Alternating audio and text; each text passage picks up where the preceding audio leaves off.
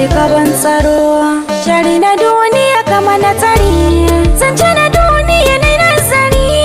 A yanayi ko wani lamari, Jamila Kogiki tunatarwa ga duka al'umma. Yaƙi da zuciya gobara ce mai wuyar kashewa. Ka biyewa zuciya wata da kai ka dabbaro. Yaƙi da zuciya gobara ce mai wuyar kashewa.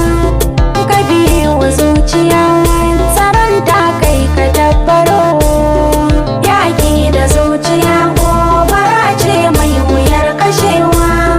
Ka biyewa zuciya wata da kai ka dabbaro. Yaƙi da zuciya tun kafin ta kai mu dabbaro.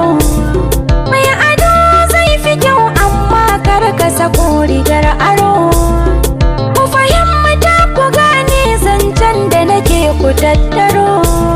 Kai na kan tudu ka saurara in ba ka ji ka gangaro.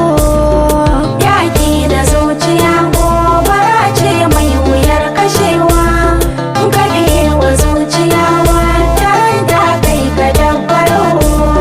Yau lamari na rayuwa ya canza magana guda ɗaya. Sai kana da arziki ne in kai magana a waiwaya. Talaka da mai kuɗi in ka taɓa maganar su duniya.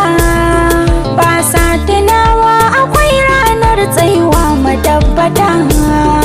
Yaƙi da zuciya gobara ce mai wuyar kashewa.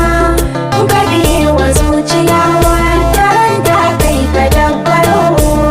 To a cikin jikin ɗan adam da akwai tsoka guda ɗaya. Ita idan ta gyaru komai ya gyaru jikinka bai ɗaya. Kuma idan ta baci komai ya baci ku sake tambaya. Wannan hadisi na manzon Allah ne ku bincika.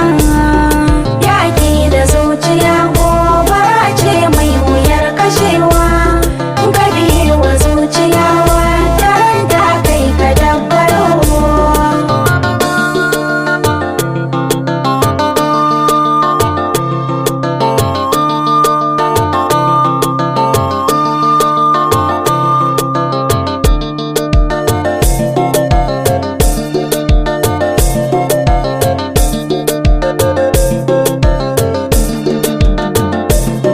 Yaƙi da zuciya gobara ce mai wuyar kashewa.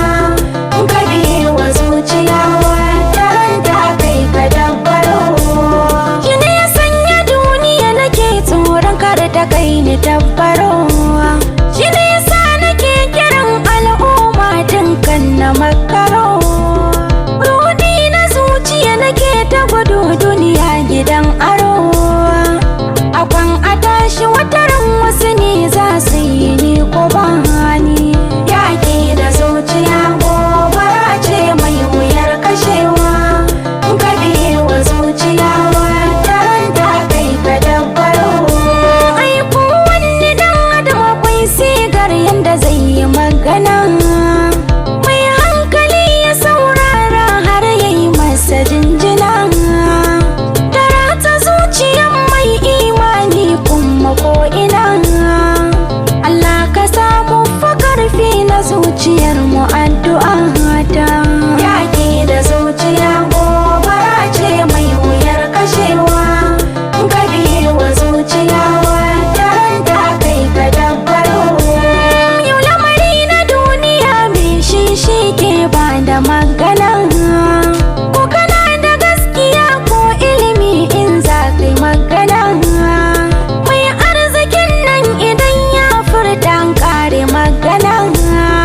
Ba duba girman ka ko cancanta a wanga zamani.